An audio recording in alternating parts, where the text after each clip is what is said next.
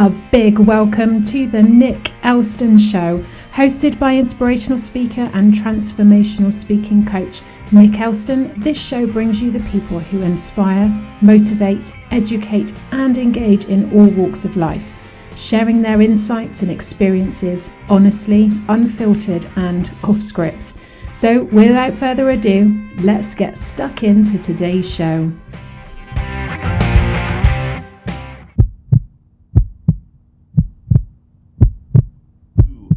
Hey everyone, a big welcome back to the Nick Elston. Got my name wrong. I'm still going to keep it in because I don't edit. I promised not to edit, and I went the Nick Elston Show, season 4, episode 5, and another amazing guy all the way from South Africa. Again, this is their theme for this season. We have the incredible Francois Du Toit. A big round of applause. Thank you very much, Nick. Really appreciate it. It's sort of weird to have an applause and like there's a clap of one. I don't think we're ever going to get used to that. I've said it before and I'll say it again. Clapping is massively overrated on a virtual call. At the very least, it keeps your energy up. I mean, we're recording this on a Monday morning. Coffee and clapping will be the future, I tell you. Nice. And have you ever sort of thought about this? Like you go like, always, bye-bye, thank you very much. I still wave to people on camera. Nothing wrong with that. We're big friendly guys doing. And I was saying just before, I'll quite openly say this, for those who are watching on the video, you'll see that I'm trying to emulate Francois and his beard, because he's got like just fully fledged grey flecks and it's so distinguished. And I'm working on it the best I can, but I've not got there yet. So anyway, before you have to get old before you have to get old before you can do that. I always joke, like a lot of people will have their beard like that and they go salt and pepper. Unfortunately, me, it's paprika and salt, so it doesn't really work. So, Francois, how our paths crossed is through the next gen financial community. I said we've had lots of guys on from the community before, Adam Owen, and we've had Chris Budd, who initially introduced me into the group as well.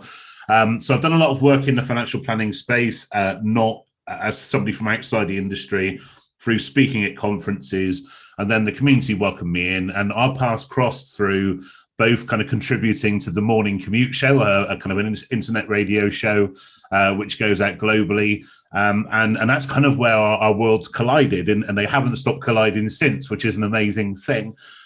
We've done a lot together. We've had lots of conversations, great conversations through the Speaker and Influencer program, and also through me speaking at the Financial Planning Institute of South Africa event last year, which I know you were part of as well.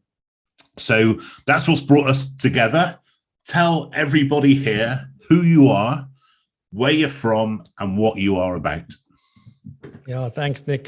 Just before we get going, this has been like high on my bucket list to be on here. So just thanks for the opportunity and to chat to you and be recorded, because usually I'm on the other end of this. So this is an amazing opportunity. So thank you so much, and thanks for the great work you do. Obviously I'm Francois, but my focus, I'm based in South Africa. I'm originally from a small town in the Free State, which is sort of in the middle of South Africa. And South Africa itself is quite small, so the Free State is even smaller, and the town from where I come is even smaller. So I lived there until I was 29, and then I moved to Johannesburg, more the West Rand area, but still I'm in Johannesburg. And I've been in financial services since 1998. I've done almost everything that you could possibly do in financial planning, from looking after financial advisors to being one myself, and within 6 months realizing if that's not for me. There must be something else out there that actually gets me out of bed in the morning. I would find that literally, I'm not lying to you, it's a pity I didn't know you back then, but 10 o'clock in the morning, I would still be in bed, and I go like, okay, Francois, you just get up. You don't have to go to work. Just get up, because I was doing my own thing. I had a practice. Even though I have all the knowledge and the skills and everything to be a great financial planner, I did not enjoy it. What I do enjoy is helping those that really love it, sort of try and do it better and do it differently and just enhance their value propositions as they go along. So that's really what it is. For me, it's about raising the bar for the profession. It's about raising the bar for every financial planner, for that person as an individual, for their clients, as well as for their businesses. So that's really what I'm after. I'm trying to have that significant positive impact on the financial planning profession globally. And that's why I'm so thankful, to be friends with somebody like Adam Owen. We have similar visions. We have similar things that's important to us. So, that's great. And then obviously you meet people like that. They start introducing you to people like you and Kate and all of these wonderful people that I've met. So yeah, that's really what I'm about.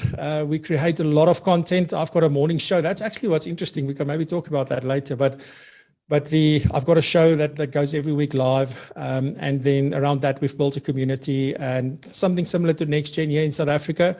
But our aim is we have a large focus on education and implementation and coaching and those kind of things to help financial planners just run, I think, more sustainable and better businesses. They're already running good businesses. We want to help them make it great. Fantastic. And is this PROpulsion? Yes, that's PROpulsion. It's an interesting story where the name came from, right? Yeah, please tell us. Yeah. So back in 2019, I started a podcast. It was December 2018. I was thinking I've been thinking about starting a podcast for a long time. Let me do this. And then I wanted to come up with a name. And obviously, as you go, you start Googling and you start thinking. And I don't know, for some reason, because I'm very driven, even though I stayed in bed until 10 in the morning until I found what I was supposed to do. But I'm actually very driven, very ambitious. I want to get things done and make a difference. And I don't know, for some reason, the word propulsion, that pro, you'll see that we write it in capitals. So it's PROpulsion. And it's about driving and pushing forward. If you look at the definition, it means driving and pushing forward. And that's sort of also part of my story where even though I had great successes in my life, even though I got to a place where I absolutely despised what I was doing, to a place figuring out who I really am and what I was supposed to be doing, all of that, I just kept pushing. I never give up. I think it's my one quality. I do get despondent. I do get depressed sometimes. I do get what is this for? It happens. I'm human. But then before I know it, I'm back, no, let's do it this. So I think the name sort of got there. And at the time, my business was called Francois Du Toit Consulting and Technology. And for some reason, the propulsion thing stuck with people. So everybody was talking about propulsion. They wasn't talking about my business. They weren't talking about other things I was doing. It was always coming back to propulsion. So then in 2020, I rebranded completely. And I decided to bring everything in line with PROpulsion. So that now became the main brand. And you have things like PROpulsion Live, which is the show, and PROpulsion Learning and so forth. But yeah, that's where the whole propulsion thing comes from. So now it's the brand. And it's a powerful word, isn't it? And I think that's what you're looking to achieve, that in a word, a dynamic kind of word. And I know you have a passion for technology as well. I mean, that's a big part of what you do and what kind of, like I said, that does get you out of bed in the morning.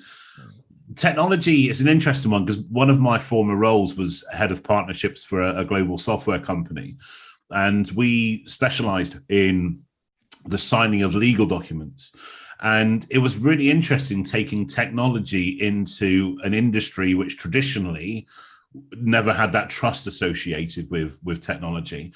Now, I'm assuming that may have played a part actually in some of your challenges in terms of having to take technology and solutions into a place where maybe paper and pen were trusted in a far more stronger context. Is that right? Yeah, I would absolutely agree with that. And just by the way, so I call it a passion. My wife calls it a curse. So it depends on where you sit. There's not money for this, but let's buy something with a plug and lights. That's me. So so absolutely. And I think that's where the opportunity is. And I think that's why I get so excited, because I think most of what I do has to do with technology. Although, we started off with training technical financial planning. So tax planning, estate planning, all that kind of stuff. But then over the last 2 years, we've focused exclusively on the business part of it. And then in that, even mostly on technology.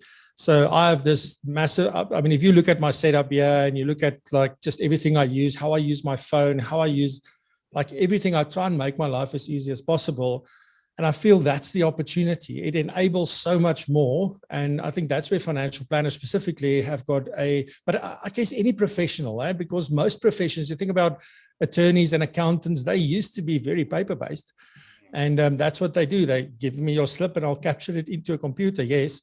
But all these things about automation and just making life easier and being able to take big sets of data and sort of come up with a little story from that, I mean, that's impossible if you have a nice red file in your cabinet or something like that. You just can't do that. And that's where I see all the possibilities, and that's what excites me. So yeah, so technology, as I say, passion for me, curse for my wife, but that is a massive opportunity for anyone in business.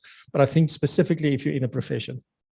Yeah, and a profession which, again, traditionally has been quite in person as well. I was one of the guest speakers, the keynote speakers for the Nucleus tour last year. At the end of last year, when Nucleus are a financial platform, for those who don't know. And one of the presenters, one of the other speakers, was actually talking about the use of things like Loom or video technology when presenting remotely. Now, for all of the absolute kind of brutality of the pandemic, there have been elements which have been kind of fast-tracked in terms of technology, but also it's done amazing things like this, allowing us to know each other.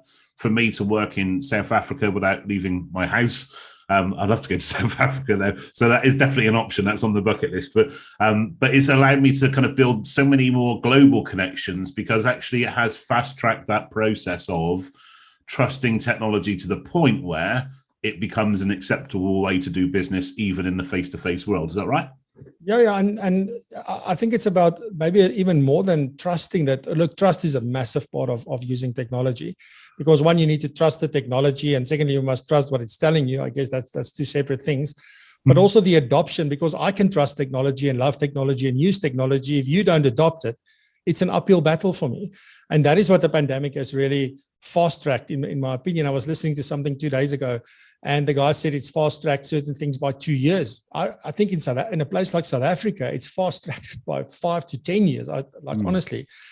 So for me, I didn't have the foresight to plan and the foresight to get things in place. But the mere fact that I did, simply because I was interested, suddenly 2 years ago put me in a place where I didn't have to spend a lot of money at that point to get myself set up, or to wonder how Zoom works, or to do any of those kind of things. So I was really fortunate that simply because of that I'm interested in this topic, I was ready for something I didn't know I had to be ready for. And I think that's sort of an important thing just to consider and to think about, to say, there's things you don't like, but maybe you might take the time in order to learn these things, even if you don't learn it deeply and thoroughly, but at least know the basics, know what it can do for you in your business. Because, suddenly when you need it, I would rather have it than, or have it and not need it than need it and not have it. Yeah, absolutely. And we had Razan, a friend of yours who worked closely with on the show recently. And I've always been very impressed by when I've kind of interacted with you, when I've been watching one of your shows, been on your podcast, that the backdrop, the graphics are always so smooth, they're always so good. But I also know, like, without looking behind kind of the wizard's curtain too much, that they're all things that you create yourself, aren't they? So if you have somebody who's in business without the mega bucks to spend on a budget, what kind of tools would you recommend for people to start looking at to provide some really kind of decent graphics and stuff? Yeah, so I mean, for me, a life-changing. Look, I've always dabbled in Photoshop and all these smart programs, but they've got quite a learning curve, and there's some I would say basics and fundamentals that I picked up there. But the day I was introduced to Canva, like everybody, hopefully by now, absolutely brilliant. Canva is the Zoom of graphic design, like in my opinion. So they should use that as a strapline. If I hear that on their advert on TV, I know where that comes from. Yeah.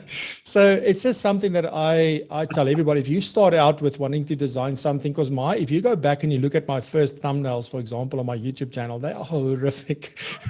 But you know what? I had a thumbnail for each video, and then as it went on, then I got introduced to Canva. Then I started learning like what to do. And then you sort of work on it little by little. You don't want to try and do it perfectly, but Canva makes it so easy, Nick. And there's loads of videos. They've got brilliant training that's free that you can just do. You can do everything you want in Canva for free, by the way. So I opted for the paid version these days. And we must also ask me that question around like the things I used to do for free that I now pay for and why. But I think that's quite important to, I wanted to take it to the next level, and then I sort of started investing and I'm paying for it. But you don't need to. You can literally use it, and it's so easy. There's an app on your phone. So often what I do is I'll design it on my laptop because it's just easier and better, but then go into the app, download the images on my phone. and I can send it via WhatsApp or add it to wherever I needed to add it to. But Canva for me, if you want to design graphics, is the easiest. And I must say, like, I must commend Rizan, because I've also learned a heck of a lot from her, because she's a designer, and that's one of the things she does. I mean, she's the founder of PROpulsion, but she is a designer. She is very creative, and also then she's perfectionistic on top of that. So, and she's not afraid to tell me, like, maybe you can change that, maybe. So you must be open to that as well, but don't let that stop you. So sorry, that's a long answer to your short question, but no, Canva is the way to go. I love that answer. Yeah, I'm a big fan of Canva as well. I think, like you said, that looking back at our kind of content and materials, you see that kind of progression, that evolution. I know even from my own kind of speaking stuff, some of the first video footage I got of me speaking, that I was kind of wanted to come away from the suit and tie that I wore for so many years in my career, but I wasn't confident enough as I am now. So it was kind of like a hybrid. It was like trousers, shirt, and a waistcoat. It's like the evolution of man. So as you go through the years of my content, I slowly kind of like, I would like to say evolve. Some would say actually go the other way into the cap and shirt and jeans kind of thing. So, but you're quite right. I think there's this desire to be perfect, and I think that actually that can stop us. So actually to do something to progress is a really positive thing. And it does gives us that period of reflection to look back and think like how well we have done in terms of progression. Yeah. And you know what it's about for me, Nick? I think if you, and I know this word has been thrown around a lot, but if you're just who you are, if you're just authentic, like this is me, what you're seeing here today, because it did go through my head. Should I dress up? But I don't. I never do. Even if I present, look, if I'm on stage, is a different story. So if I go to the FBI, for example, it will be different because there's a certain expectation, I think, from there in what I do. If I was somebody completely outside of the industry doing something completely different that is completely new to them, like what you're doing, you can rock up in whatever you want. It doesn't matter. And I didn't get the memo. I must speak to the guys like guys. Yeah, but just being authentic and just being you. Like I'm standing here honestly in shorts and I've got a golf shirt on. I'm very comfortable like this. This is how I prefer to work. And now working from home makes it perfect for me because I don't have to put on long trousers or things like that. I actually if I never ever had to again, I wouldn't. So yeah, just be comfortable, and people get to love you for who you are and what comes out of your mouth. And, I think that's what really matters, how you dress. I was listening to a podcast as well. Like I do a lot of listening and watching videos and stuff. And this, I can't remember if it was it Dan? I think it's actually Dan at NextGen that did this interview. I can't remember the guy's name, but they started like a mortgage kind of firm. And then he was talking about, I think this thing is called From Suits to something. I can't remember. But in this thing, he was also talking about, traditionally you work in that space at a Goldman Sachs or HSBC or some of those companies, this is how you dress and it's this and this. But, he has tattoos and he always had to sort of, tuck them away and make sure that nobody sees them and all that good stuff. And then he went into he started his own firm and he started dressing the way that he's comfortable, and they're doing very well because it's not about that. I think we are way past because you're in financial planning, you must have a suit on. And it does help if you want to work with certain kind of clients. I guess you got to dress the part. But ultimately, I think if you just be yourself, you won't find a financial planner in the middle of the Free State visiting a farm in a suit. I promise you, that's just not going to happen. This show is sponsored by Forging People, Transformational Speaking Coaching. Are you truly being heard in life, in business, in education, even at home?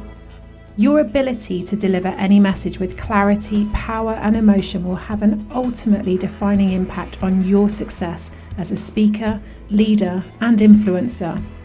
For more information, contact team@forgingpeople.com. Are you truly being heard? It's time to find your voice.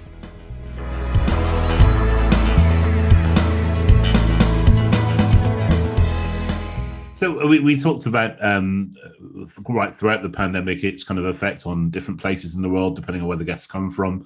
How has, or maybe even still, is the kind of the pandemic and the situation in terms of things like lockdown and kind of regulation? How is that looking in South Africa right now? So it's been quiet now for a long time. So I must say we're on a level 1. So there's no lockdown. There is lockdown, but it's the lowest level. It's the least amount of regulations and things that are being enforced at the moment.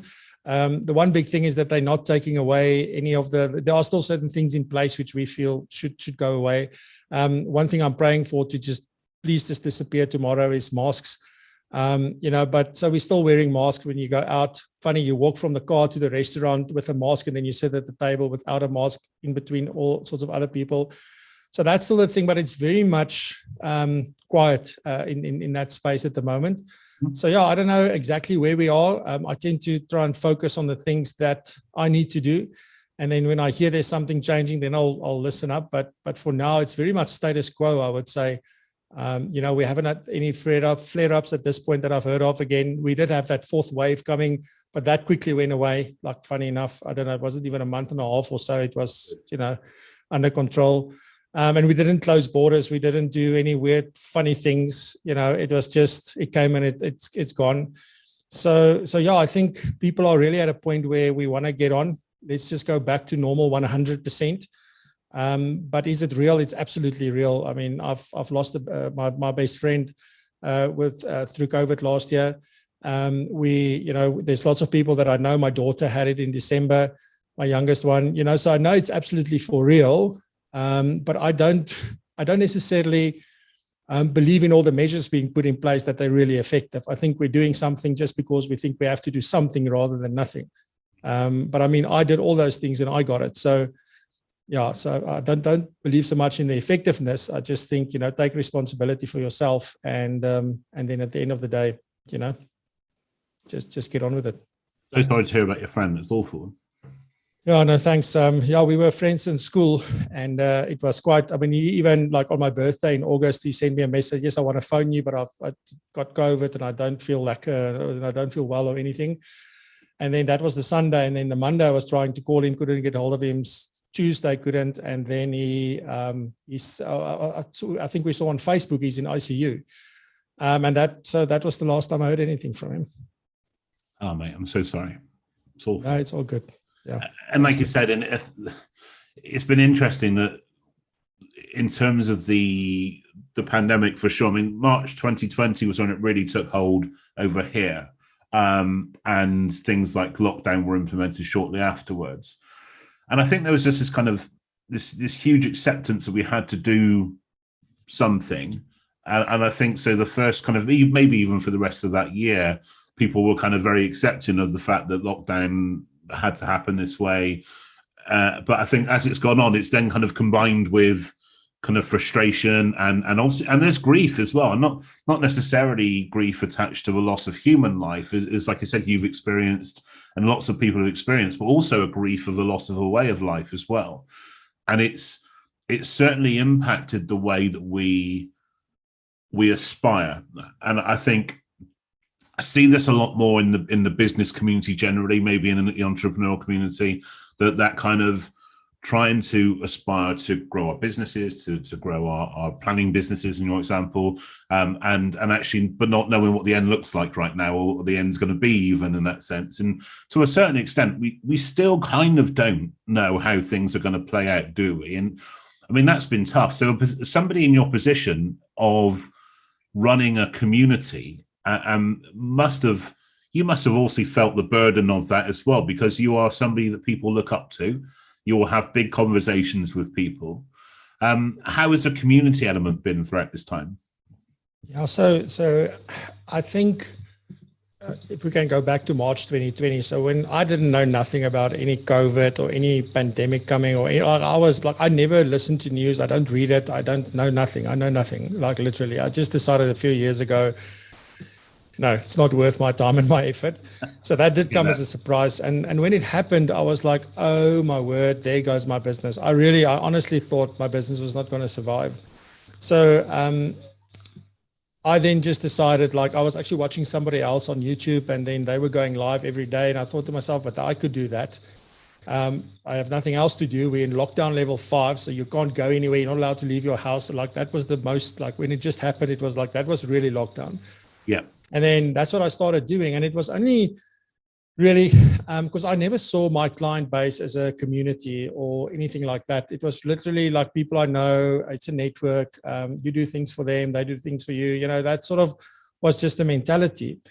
And then with this going live thing, there was more and more people that watched. So in the beginning, there was one person, and then it moved on and on and on. And then eventually, I think the most we had live on a day was about just over 100 people watching live.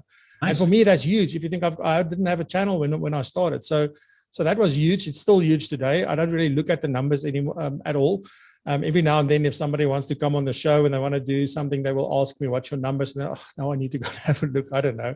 Because it's not about that for me. For me, it's about, just showing up.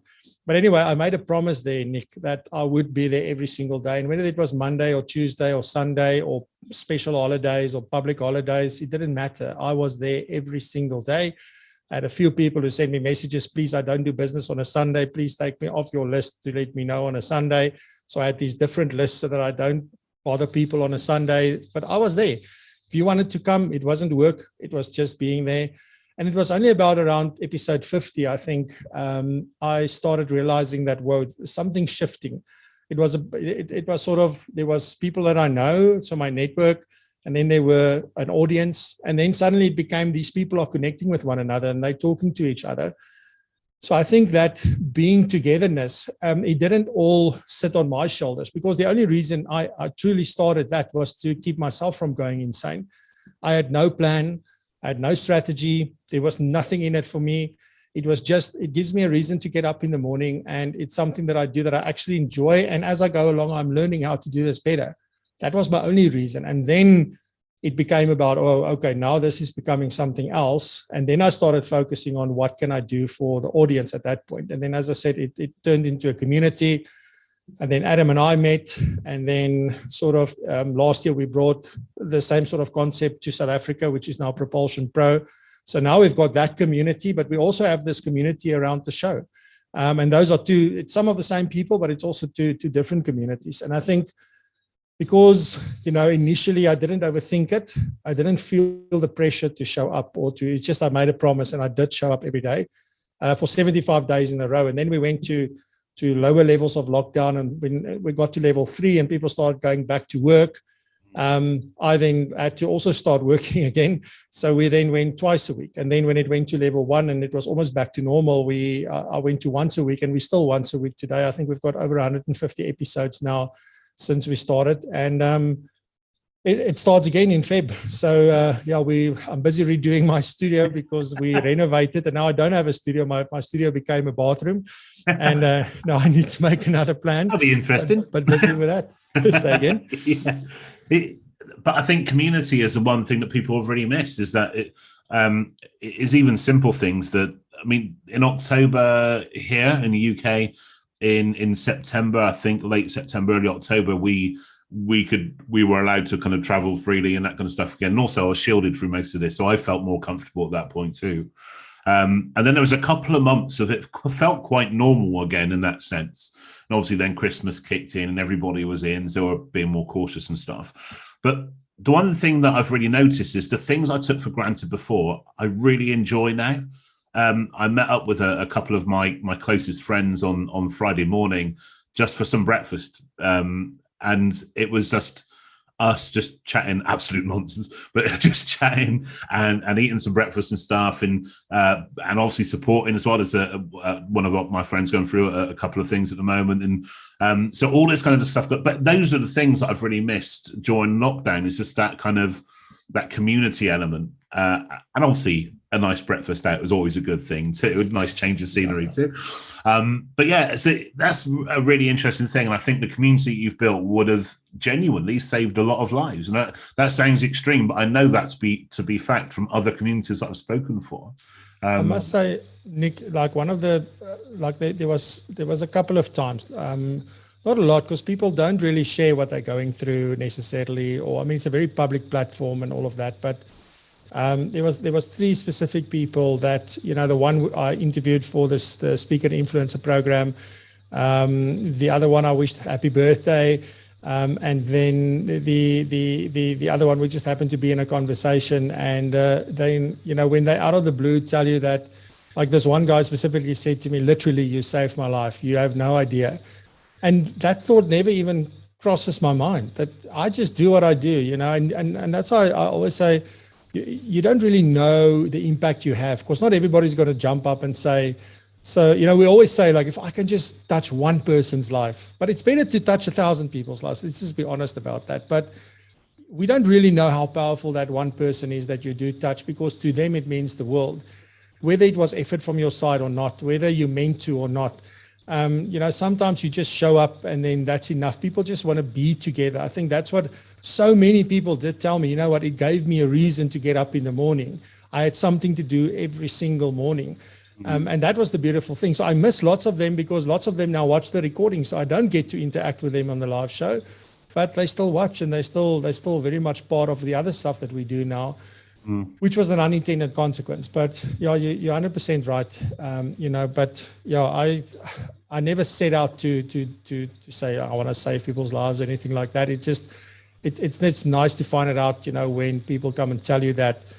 It does. I mean, that's what it's all about at the end of the day. But it's not like something I want, somebody needs to tell me and then I'll tick a box, you know, kind of thing.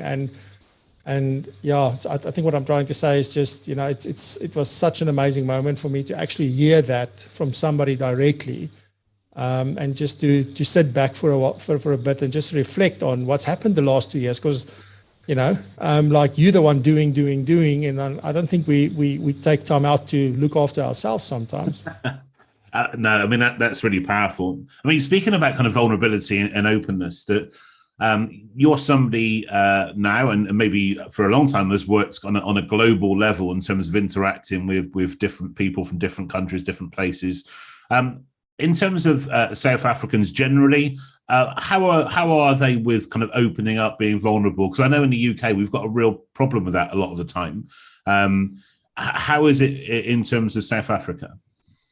I think it's a hard question for me to answer. I don't really know, to be honest. But, you know, if I feel, I don't think it's gotten it. I mean, there was a couple of people that would chat to me because I spoke to them, but nobody would pick up the phone and say, listen, I need to chat to you, or I need help. I've got one friend that we just met on the weekend as well. We were just talking about a couple of things, and so forth. So that has happened with close people, but people don't, I don't know.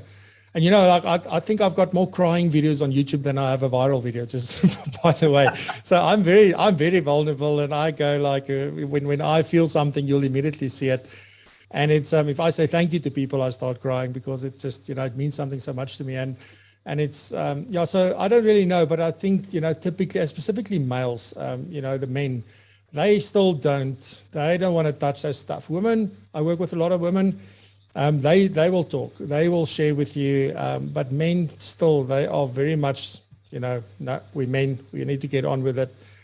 So that's been my experience, in my circles anyway. So I don't know, you know, elsewhere if it's changing, but that's been my experience.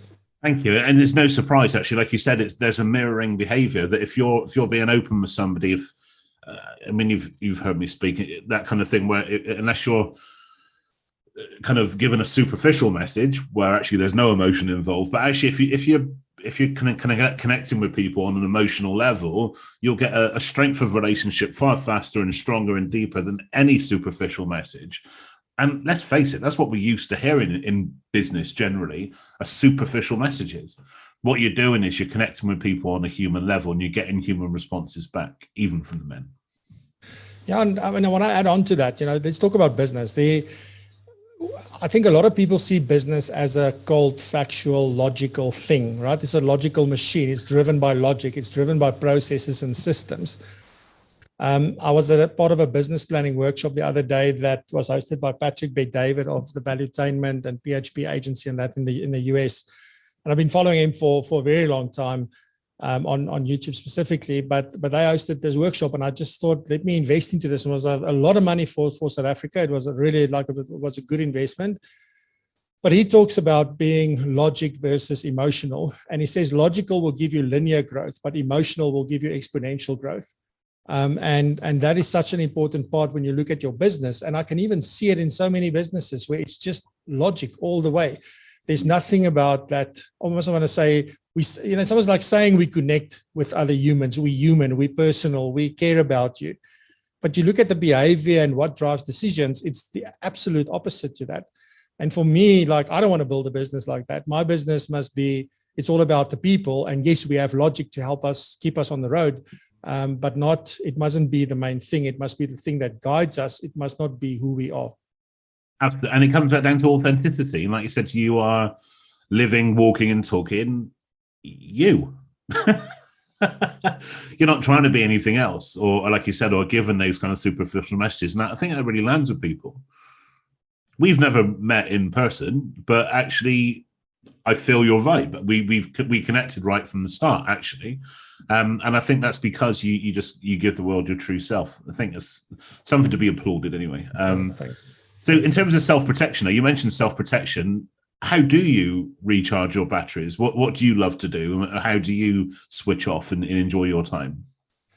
Yeah, so look, I don't get to do much of that at the moment, but I'm trying to really focus on that. And I've this year now started scheduling things in my diary. So breakaways, to try and to get away with my wife. So we said we want to do 4 breakaways, 2 just me and her, and 2 with the kids, because my kids are all grown up and out the house and all of that.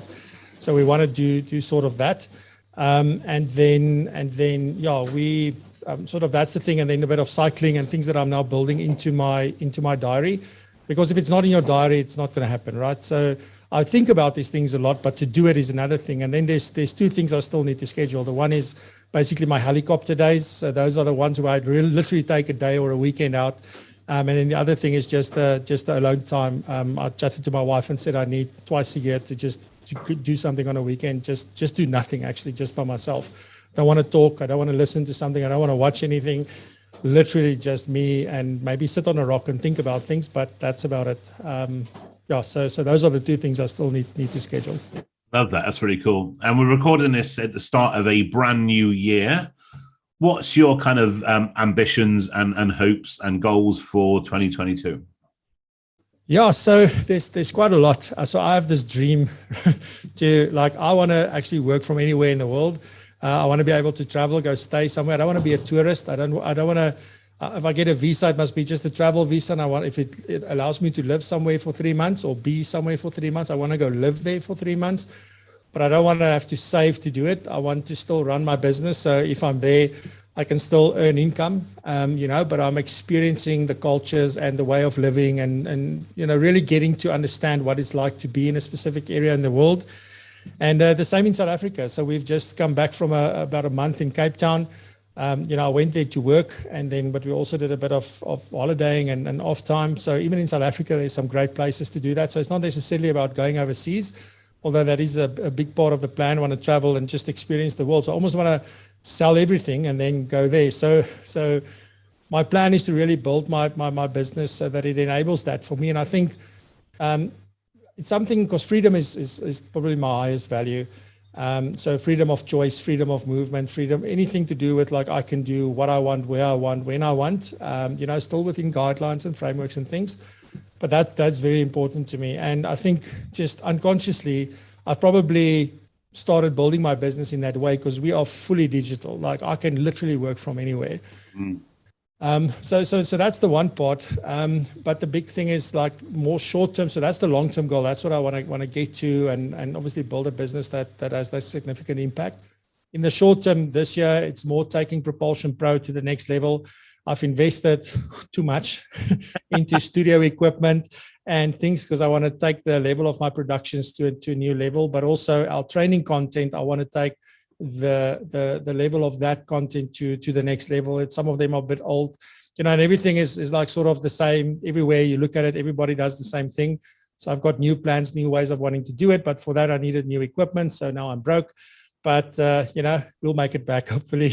Yeah, I'm excited to see the finished product as well. I'll keep my eyes peeled. Yeah, absolutely. So, but that's my main things. And then just my health. I need to seriously sort out my health. I'm not unhealthy, but I'm battling with a bad knee.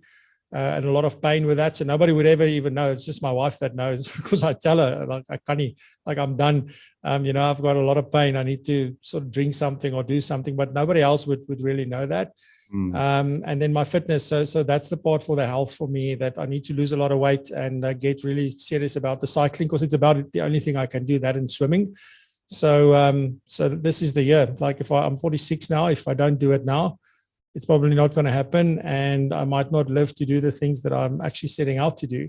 So I think those are just my priorities at this point, Nick. I don't want to over-engineer and overcomplicate what I need to achieve and have too many goals. So I'm trying to prioritize the things that I think will have the biggest impact now, but also in the long term. Do those things first, and then we'll take it from there. Strong message to finish that on. That's amazing. Thank you. The question I ask everybody that comes on the show is, I'm going to set the scene for you. I am now the MC of the O2 Arena. Actually, before I start that, if you ever want to come to the southwest of England, you'll be greeted with a big man hug at the very least. So you're more than welcome. I am now the MC of the O2 Arena in London. 20,000 people come to pay the hard-earned money to come and hear you speak. You're kicking back in the green room with your feet up. And I'm about to introduce you, and your walk-on music kicks in. That song that motivates you, that lifts you, that gets you at peak state. What would that track be, and why, Francois? Yeah, so it's probably not a track anybody would know, apart from trance lovers and people who listen to Armin van Buuren and those kind of people. But the song is called Be a Dreamer. And the reason, like, I listened to the song, and there's one line that this woman sings. And it's Dennis Kenzo and Kerry or Corey, I'm not sure how you pronounce it, but they are the artists. And there's this line that she sings where she goes, and see, now I already get emotional. So it goes like, don't be afraid to become who you are. And yeah, that is just powerful. So I think that would be, some people would love Eye of the Tiger and those kind of things. I think just that resonates with me. And, just saying, just go after what you want. And even if you get there, then there's always another thing and another thing, so you never arrive.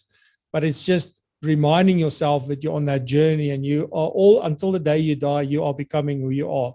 And yeah, so that's why I love that song. Francois Du Toit, big round of applause. Take a bow, my friend.